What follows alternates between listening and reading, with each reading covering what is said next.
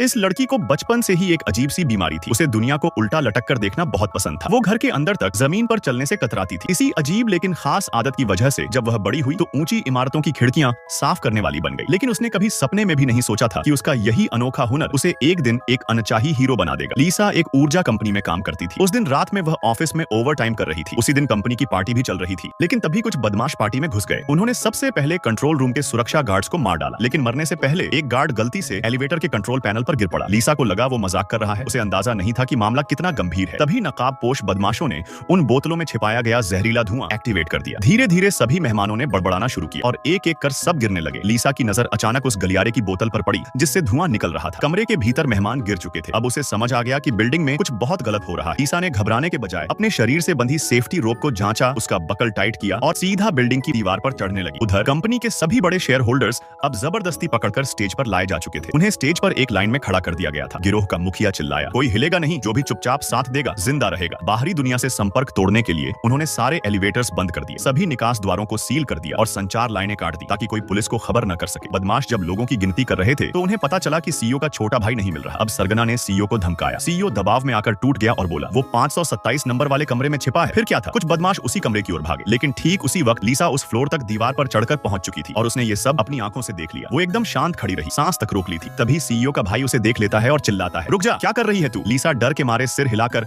अनजान और बेवकूफ बनने का नाटक करती है। शुक्र है उसने ऑक्सीजन मास्क पहना हुआ था जिससे उसकी आवाज साफ नहीं सुनाई दी। लीसा ने बेबसी से देखा कि सीईओ के भाई को घसीट कर ले जाया गया। अब बिल्कुल निराश होकर वो नीचे की ओर हाथ हिलाकर मदद मांगने लगी। लेकिन बिल्डिंग इतनी ऊंची थी कि नीचे मौजूद लोग उसे देख ही नहीं सके। उसकी मदद की कोशिश नाकाम रही। अब और कोई रास्ता नहीं दे तो उसने पास का इलेक्ट्रिक बॉक्स खोल दिया और कोशिश की कि लिफ्ट को फिर से चालू कर ले। लेकिन चाहे जितनी बार उसने कोशिश की, लिफ्ट चालू ही नहीं हुई। अब उसने अपनी रस्सी नीचे गिराई और सोचा कि नीचे उतरकर कोई दूसरा रास्ता ढूंढा जाए। जब वो पार्टी हॉल वाले फ्लोर पर पहुंची तभी जाकर उसे समझ आया कि इन बदमाशों का असल मकसद क्या है।